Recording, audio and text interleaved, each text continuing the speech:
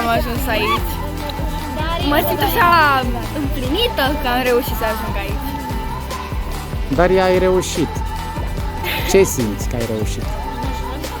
Să ajungi până sus. La început erai mai pesimist. Dar uite că ai reușit. Foarte fericită și acum am încredere în mine la tot ce fac. Aici avea acolo și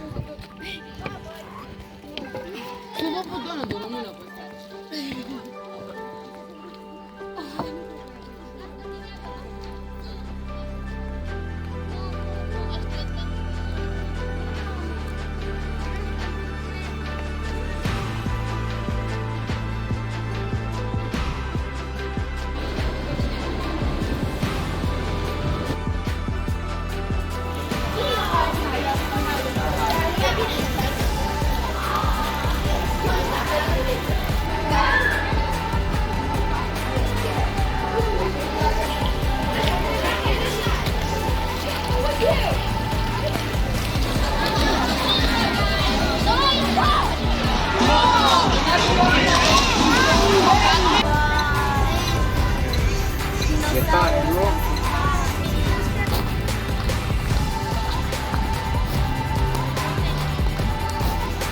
Acum, gata! vreau eu!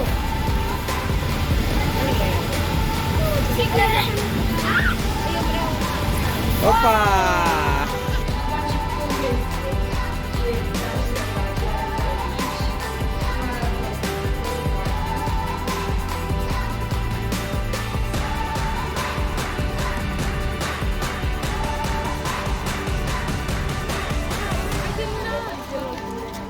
Gata, s-a terminat, am câștigat afinele!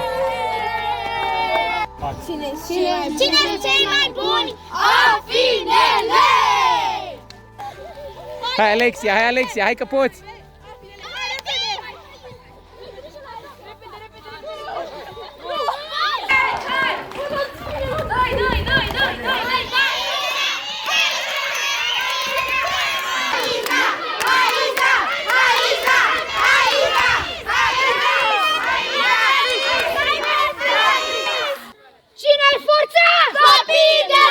Sunteți pregătiți? Concentrați și să lucrați ca o echipă, da? Hai. Ca echipă! Tragem!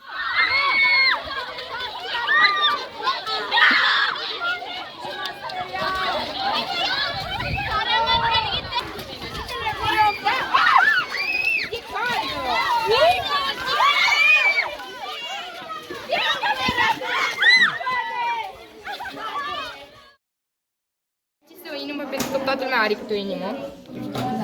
Aici sunt foarte multe desene care sunt foarte random. Sunt foarte random.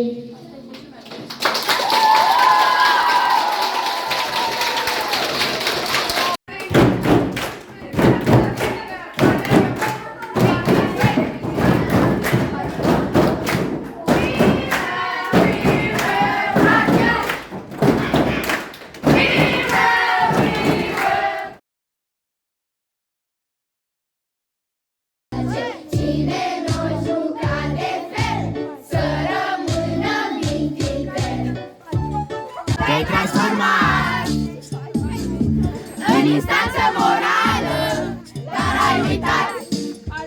Dansai prima măgoală și era perfect.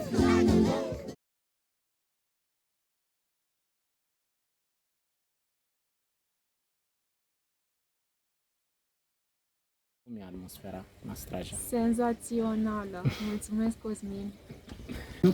Cum ți s-a părut aceste 6 zile de tabără? Au fost foarte frumoase. Mi-a plăcut foarte mult.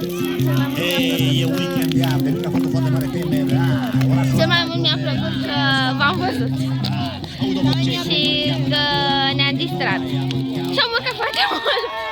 Braci! aceasta eu cunoșteam decât 2 sau 3 persoane și mi-am făcut foarte mulți prieteni noi și a fost foarte distractiv.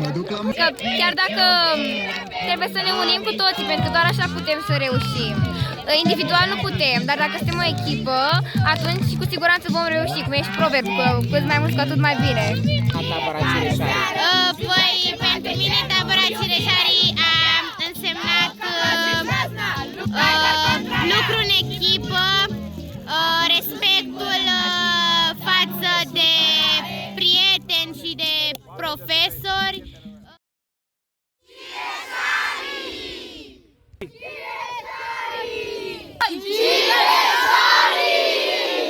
Super! Cine suntem noi?